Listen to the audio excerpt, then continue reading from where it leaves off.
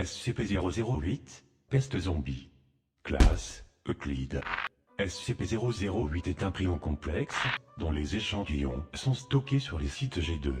La recherche sur SCP-008 est hautement classifiée, et est principalement destinée à empêcher la recherche pouvant conduire à une synthèse de SCP-008 à l'avenir. Les caractéristiques du prion comprennent un taux d'infectiosité de 100%, un taux de mortalité de 100%, une transmission par les muqueuses exposées et tous les fluides corporels, pas de transmission par l'air ou l'eau. Les symptômes de l'infection par SCP-008 se manifestent 3 heures après l'exposition, et comprennent symptômes pseudo-grippaux avec fièvre élevée, démence sévère dans les étapes ultérieures.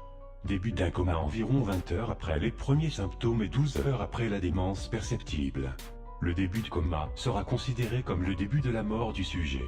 Une période de nécrose cellulaire sporadique se produit, ressemblant à une gangrène. Les tissus survivants assurent leur fonction d'origine et sont très résistants. Les globules rouges accroîtront considérablement leur capacité à transporter le dioxygène, ce qui entraîne l'écoulement plus lent du sang et une hausse de l'endurance et de la force des muscles. Les systèmes nerveux et musculaires ne sont pas affectés par l'insuffisance organique pendant plusieurs heures. Le métabolisme peut ralentir à des niveaux extrêmement bas, ce qui permet au sujet atteint de survivre pendant plus de 10 ans sans alimentation. La grande viscosité du sang réduit les pertes de sang par blessure la commande motrice, et les instincts comportementaux sont endommagés, les capacités cognitives sont gravement retardées et irrégulières. Les animaux présentent une nécrose cérébrale importante et sont inactifs. Le sujet peut s'adapter à ces systèmes nerveux très endommagés, mais se limite à des activités physiques de base, comme se tenir debout, marcher, mordre, empoigner et ramper. Le sujet sera énergiquement attiré vers les images, son et odeurs se rapportant à un homme vivant. Le sujet tentera d'avaler les humains vivants si le contact physique est établi. Neutraliser complètement les sujets infectés exige d'importants traumatismes crâniens. Les échantillons de SCP-008 présentent un danger biologique de classe 5 et tous les protocoles de sécurité correspondants sont en vigueur.